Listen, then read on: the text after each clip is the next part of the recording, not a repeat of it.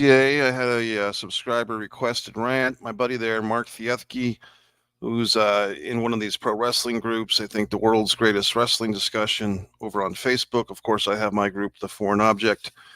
And so the debate came up, where does the Hart Foundation, the 1997 version, rank in the all-time great wrestling factions? And of course, they were awesome. I mean, that whole Calgary Stampede pay-per-view from Calgary with the Brian Pillman, Owen Hart, Jim Neidhart, Bret Hart, and Owen Hart teamed up in the 5-on-5 against, I think it was Steve Austin, Ken Shamrock, the Legion of Doom, and Goldust. I mean, what a great main event. I mean, very interesting to see a 5-on-5 main event on a major show like that. Probably the only other times we've seen that type of activity is at War Games pay-per-view over in WCW or the Survivor Series. I'm sure there's some other big multiple man matches that I'm forgetting, but as far as a 5-on-5, that really comes to mind. So, yeah, I mean, the Varsity, so many great groups. I'm going to get into them. But the Hart Foundation in 97 were obviously a great group. But I kind of jokingly stated, where do these guys rank? I just kind of came up with a number and said number 9. And Mark, as he would challenge me on that and say, okay, well, who's number 1 through 8? And, not ducking down from a challenge today. I said, well, I can do this. And but I actually sat here for the better part of half an hour, and I had one list, and then I kind of put that to a side because I had scratched it out. And honestly, it's just so many great groups that you could put a lot of these groups in any type of order. There's also some honorable mentions, some groups that I know exist that I'm not terribly familiar with. And once again, folks, this stuff is all subjective. I mean, there are no statistics. There are no, win-loss records in professional wrestling. It's very subjective stuff here, folks. I mean, so let's just take kind of the seriousness out of our tone for a moment. But at the same time, if we're going to make a list, let's make a list. Let's put some thought into it. There's tons of assholes and idiots online that are going to make lists that they don't know what they're talking about. I'd like to think I know what I'm talking about. But my breadth of knowledge goes to a certain point. It doesn't cover some things. For instance, one of my honorable mentions right off the bat, a lot of you guys would probably put these guys in number 1 or number 2, the Bullet Club. I'm not familiar enough with their work to tell you where they would rank. They're not among my favorites. I do acknowledge that they've had so many great members, like a Finn Balor, the Omegas and all these guys. AJ Styles, of course, but I mean, as far as where does the Bullet Club rank among my list, they don't, just because I'm not familiar, but that's not to take away from what you might think of them. But I'm going to give you my list starting right now. So number 10 coming in, this one probably very obscure to a lot of you guys, unless you're an old school wrestling fan, Hyatt and Hot Stuff International. Now, you might be thinking, what the fuck is that? Well, that was a group that was kind of a merging of two groups. Missy Hyatt was the female manager in the mid-'80s. She had gone from World Class Championship Wrestling, where she got her start, thanks to Michael Hayes and John Tatum and so forth. And she had come over to the UWF. She was really, before Sunny, 10 years later, before a lot of these women managers, Missy Hyatt was really ahead of the game. She was really a pioneer. She doesn't get a lot of credit. But Missy Hyatt, she had her guys, which were basically John Tatum, her kind of boyfriend, Hollywood Johnny Tatum, and Jack Victory, which was more or less their kind of secondary stooge guy, kind of a heater, kind of a tag team partner, kind of a fall guy. That's Jack Victory. John Tatum was obviously the leader of the group, and then Missy Hyatt was kind of their manager. And then Sting, meanwhile, was in this group called Hot Stuff, Hot Stuff Incorporated, which was Sting, Rick Steiner, and Hot Stuff Eddie Gilbert. And I think at the beginning of that group there in Mid-South, our buddy there, the Ultimate Warrior, known at the time as one of the Blade Runners, I think he was called Blade Runner Rock, believe it or not. So you had Blade Runner Rock and Blade Runner Sting. I think I have that correct. And then basically Blade Runner Rock, went off and became the Dingo Warrior and then the Ultimate Warrior. But basically you had these two kind of heel factions that kind of merged. And then the storyline with this was really pretty awesome. that basically the head of Hyatt International, Missy Hyatt, and the leader of Hot Stuff Incorporated, Eddie Gilbert, were having a liaison, an affair.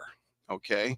So mixing business with pleasure. I mean, you think about, the Theranos group in real life a few years ago, but I mean, basically this corporate entity, this corporate merger was tainted by the sex, by the behind the scenes love of Missy Hyatt and Eddie Gilbert. And this stuff kind of did fall over into real life because apparently this was actually going on in real life. John Tatum, for what it was worth, he was a good sport about it. He played along, even though in some regard he was losing this woman, Missy Hyatt. So there you go. That's my number 10.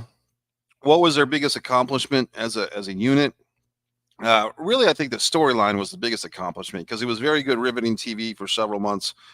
I believe they also had the tag team title within that group in one variation and another. I think Tatum and Victory had the tag team title. And then it was actually, I believe, Sting and Rick Steiner had the tag team title in that group, the UWF tag team title. Number 9 is what it brought us here in the first place, gentlemen, the Hart Foundation, the 1997 version. Now, you can also say that this lineage of the Hart Foundation goes back to really a decade earlier, the mid-'80s, Jim the Anvil Neidhart, Bret the Hitman Hart, and Jimmy Hart, although the Hart Foundation that came along, basically 11 or 12 years later was much different. Jimmy Hart by that time was over in WCW. This group was not just a tag team. It was a faction, a Canadian faction, a family faction in many ways. Brian Pillman kind of being the only non-blood relative or marriage relative of the group, as far as we know. Jim Neidhart and Davey Boy Smith had married Hart sisters to Owen and Bret Hart. So those guys are all brothers and brothers-in-law. That's interesting. What would Jim Neidhart and Davey Boy Smith be to each other if they had both married sisters of the same group? I guess they would also be brothers-in-law, correct? Kind of once removed, but they would both be brothers-in-law because they had both married sisters. So that's interesting. But in any regard, this group was great. The reason why I don't have them higher, gentlemen, and if there's any women who would possibly find this YouTube channel, One Pro Wrestling and Sports Fan YouTube channel, why I don't have the Hart Foundation higher is simply longevity. Unfortunately for all of us, Owen Hart, he would eventually pass away in 99, but Brian Pillman effectively, when he died in October of 97, that effectively ended the group. And then basically a month later, all these horrible things happened to this group within a month. Brian Pillman dies in October of 97. And then in November of 97, the quote, infamous screw job, quote, Montreal screw job, Bret Hart. I believe Jim Neidhart and Davey Boy Smith also ended up leaving the WWF, which they don't really talk about that a whole lot, but that's true. Owen, the sole survivor, would stick around.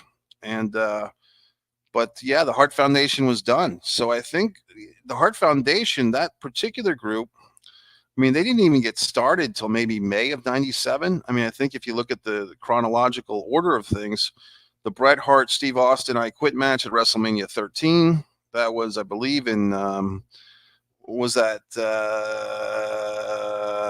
late March of 97.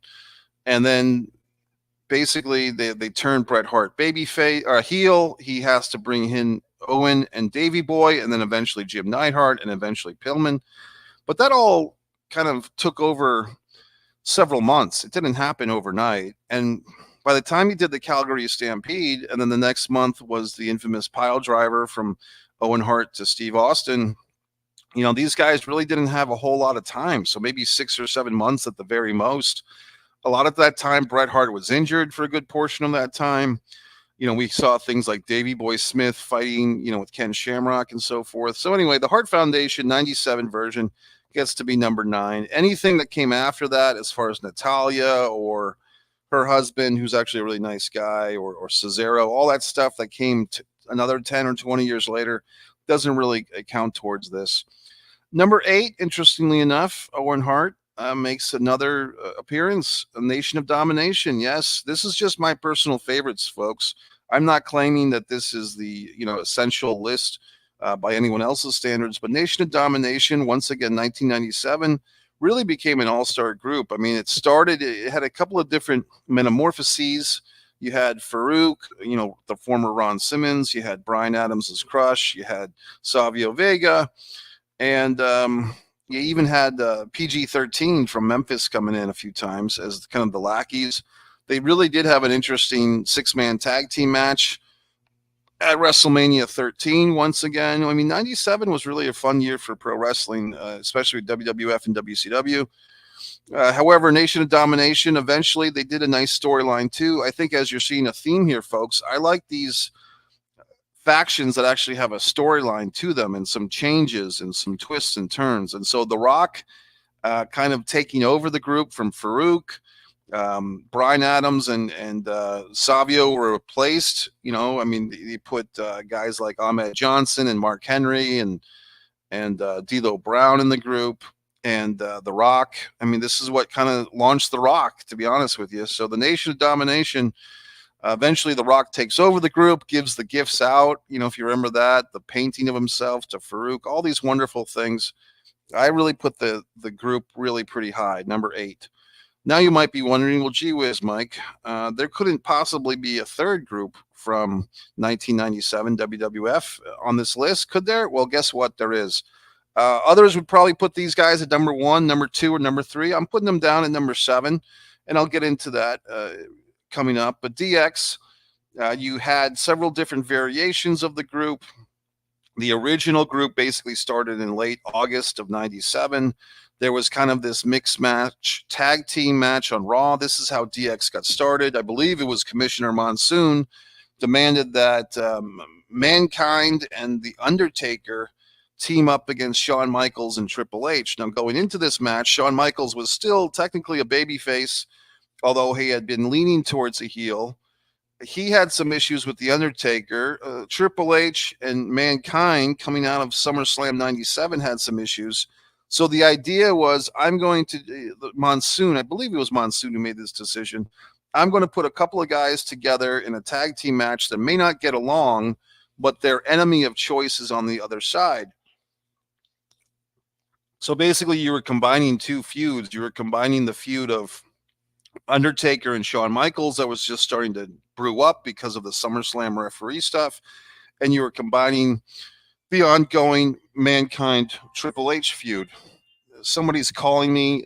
Don't they realize I'm terribly busy? I don't have time for these goddamn phone calls. I mean, the fucking phone never rings until I'm in the middle of doing something important, and I can't even reach the fucking phone to turn it off. I'm very upset. I don't like people calling me when I'm in the middle of things, and that goddamn phone is so fucking loud, I can't even turn it off. I'm just going to have to sit here patiently until thank you. God damn it. So anyway, DX kind of comes together. Triple H had China in his corner. I think at the time he was just called Hunter Hearst Helmsley. I think, he became Triple H around this time. You have China. You have Rick Rude kind of floating around. It was really pretty interesting. And, DX. And then kind of when Shawn Michaels gets injured at the Royal Rumble 98, he still has one more match at Mania 14 in 98, loses the title to Steve Austin. I believe it was the very next night on Monday Night Raw that Triple H kind of brought in Sean Pack Waltman, his new buddy. They bring in the Road Dogg, Jesse James, the badass Billy Gunn. And you kind of have like this second run of DX as initially they were heels, but then they started feuding with our number 8 spot, or my number 8 spot, the Nation of Domination. Kind of became pseudo baby faces, then full on baby faces, the Suck It chant, the DX, the chop clock and all that crap. So, I mean, DX was really pretty much top of the charts for a while. So I'm giving DX number 7. That phone call just pisses me off. I mean, I always have my goddamn phone on mute. And then the one time that I fucking forget, some asshole has to call me. You know what I mean? So it's just disturbing to me. I would apologize, but I'm not going to. Number 6. So now we're getting far away from the late 90s WWF, is about as far as you can get. This choice is going to surprise some people, but I'm going to do it. Akbar's Army. Now, for the old school wrestling fans, you know exactly who I'm talking about. For the younger fans, you probably have no clue who I'm talking about. World class championship wrestling in the early to mid 80s, even going into the early 90s, there was this general manager, General Skandor Akbar. I believe he was he was billed as being from Iraq, but he was kind of like an Italian guy. But basically, General Skandor Akbar was just a great heel manager. He was kind of short. Um, it was just like it was like the least effort into pretending to be Iraqi, but somehow pulling it off. Like this guy was just kind of detestable. And he always had like the most interesting kind of monster heels. He had like he had the missing link. He had Kamala. He had Killer Khan at one point.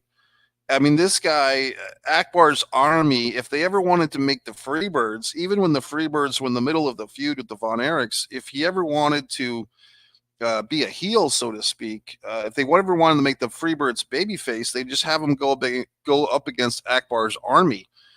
So they were like the lowest of the low. I mean, they were like the foreigners and the weirdos. And when I say that, I mean like the missing link and the super destroyers. And later on, I think P.Y. Chuhai, even when I believe when they finally kind of took away the World Class Championship Wrestling name and they went to USWA, United States Wrestling Alliance, and Jerry Jarrett bought the promotion from the Von Erichs, from Kerry and Kevin. It just seemed to me that Akbar's Army was just a really great long-term, we're talking years and years. And not only that, but they also kind of dominated two promotions. And I think they kind of went back and forth, but I think Akbar's Army did a lot of stuff in the Mid-South wrestling for Bill Watts, and he did UWF, which was the later version of Mid-South. And I just feel that time has kind of not treated Akbar's Army very friendly. But all the stuff that Akbar's Army did in World Class and in the UWF, I think is kind of unrecognized.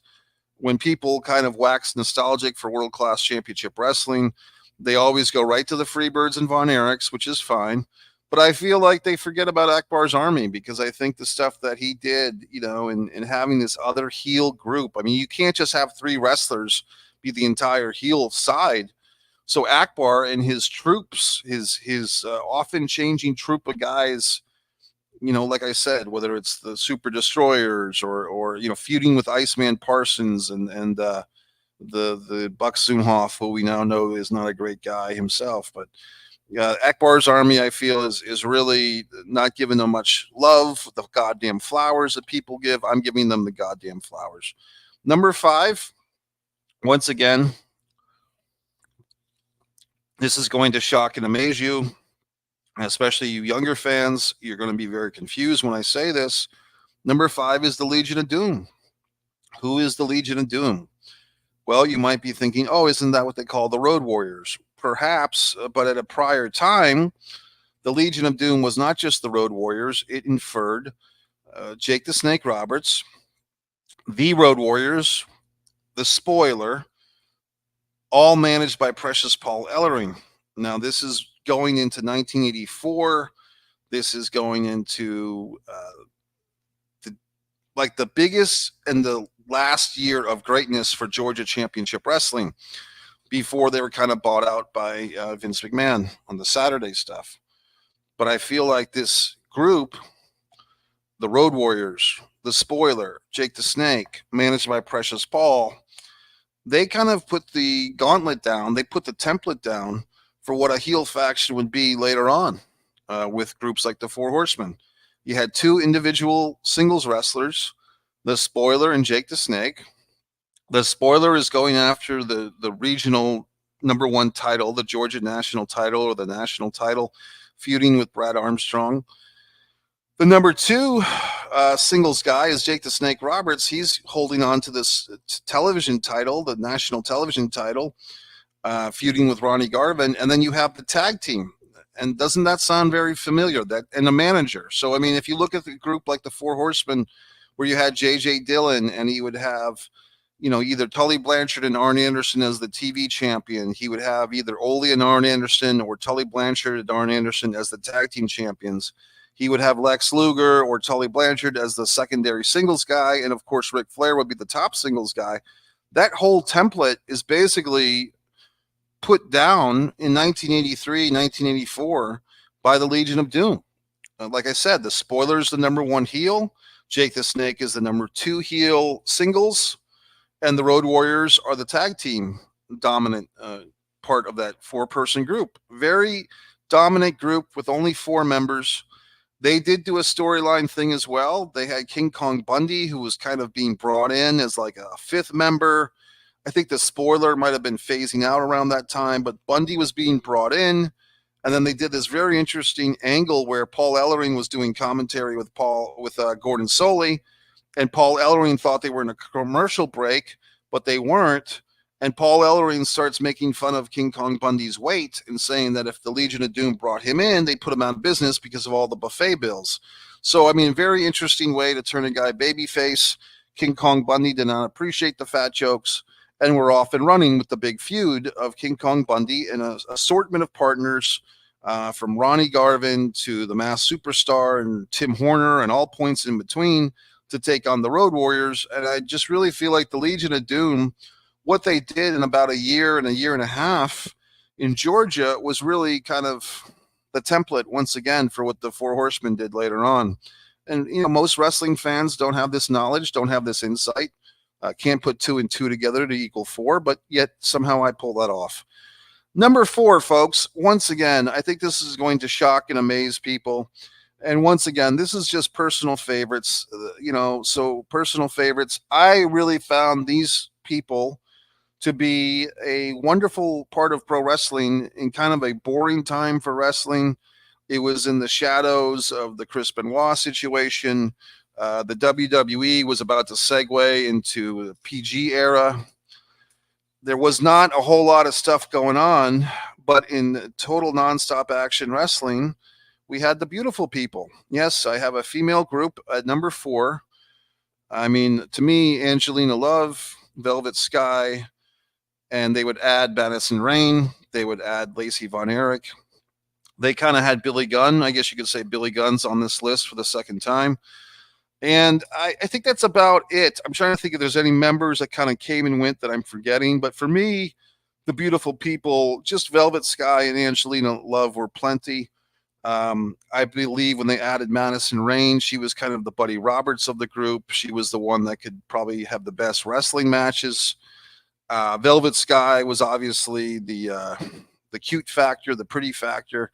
Angelina Love was very attractive as well, but she kind of had more of a badass, biker chick thing going.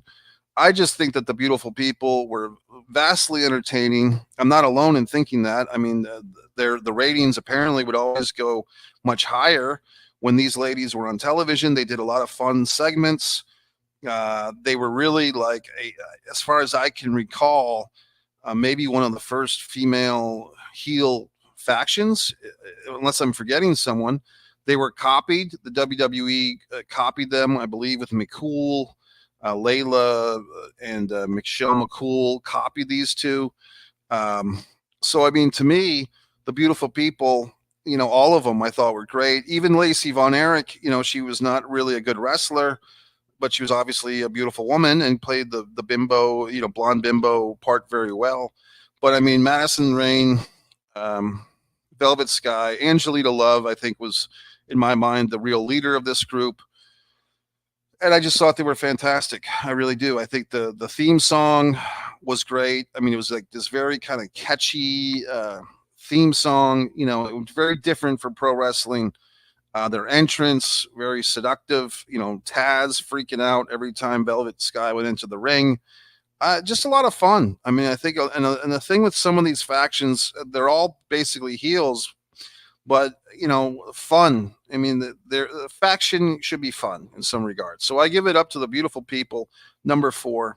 Number 3, once again, I think I'm going to lose some of you guys. Some of you younger fans are not going to know who the hell I'm talking about, but that's okay. Do your research, do your Google searches. Varsity Club. I am looking at Kevin Sullivan was the mastermind, the games master. Mike Rotundo from the University of Syracuse. Rick Steiner from the University of Michigan. That was the original group.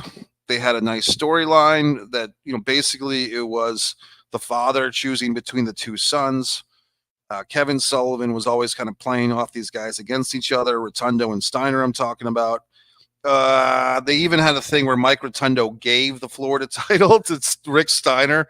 When Jim Crockett Promotions bought out the Florida territory, basically they just had these belts, and Rotundo's got this belt, he's got the TV belt, and he basically just gives the Florida title to Rick Steiner, which was hilarious in some regard. It's kind of sad if you're a Florida wrestling fan. But in any event, I really liked this group. I thought they were really good.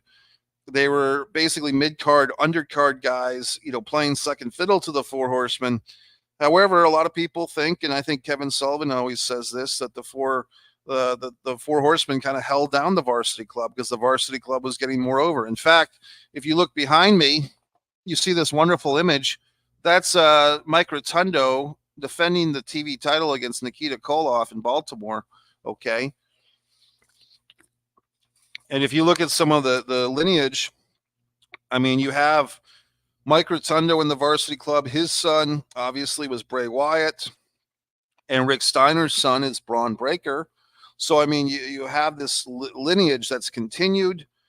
And also, there was a couple of other members. Steve Dr. Death Williams ended up replacing Rick Steiner in the group.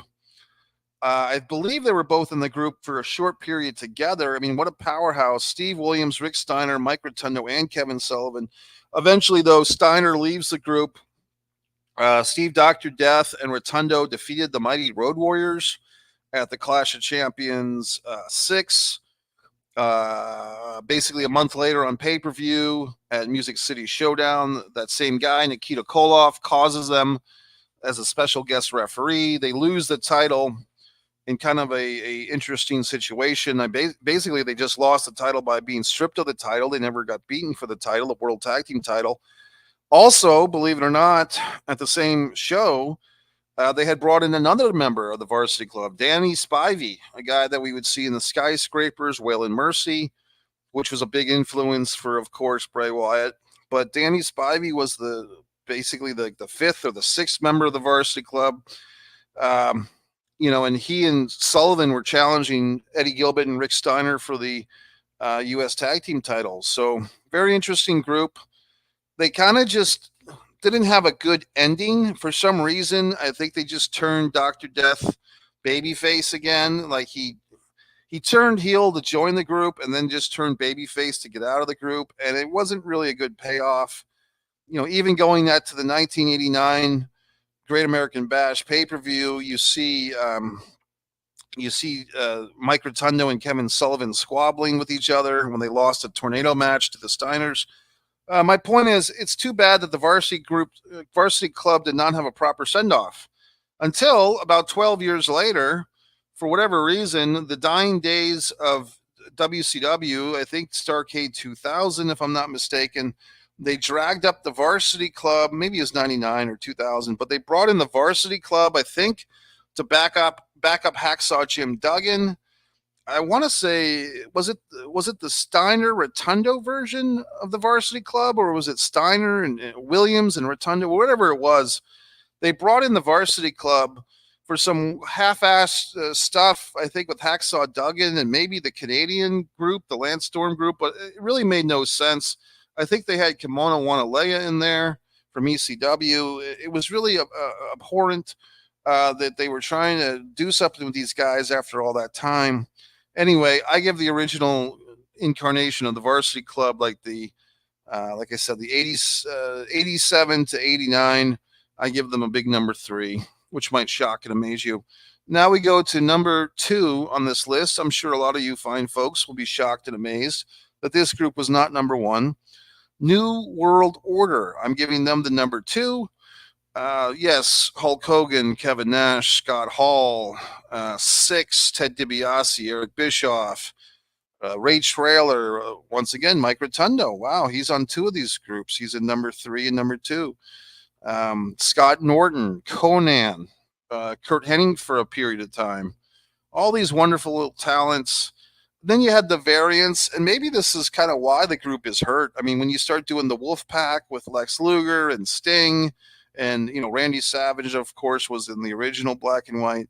When you start doing all these variants, it really was more is less, basically. When they started adding all these things to the NWO, it did become more is less. But the first year or two of the New World Order, say from 96 to 98, 99, it's just, we could talk here all day about the New World Order, but they were really an awesome, powerful group. The T-shirt, such a huge seller, really gave Hulk Hogan a second half to his career, and he made the most of it. And I mean, the things that they did with the crossover, I mean, the Tonight Show, Jay Leno wrestling, Dennis Rodman in the NWO, all these wonderful things, the Japan New World Order, that group with Chono and Muda, and even the spin-offs, the BWO parody group in ECW, the Latino World Order that we still see today. I mean, you can't take much away from the New World Order. So they're number 2. And you probably figured it out, folks. I mean, you probably figured it out by now. Even with my other, list here, I made my first list, and they both had Horseman number 1 and NWA number 2. And then I kind of went around the circles with all the other listings. Maybe I'll put these lists on eBay for you people, if you give a fuck. But basically, I'm giving the number 1 to the Four Horsemen. I mean, how can you not? How can you not? I mean, yes, they did take certain elements, whether they knew it or not, from the Legion of Doom group a couple of years earlier. Maybe they were aware of that. Maybe they weren't. And the New World Order, of course, you could say sold more T-shirts and this, that, and the other.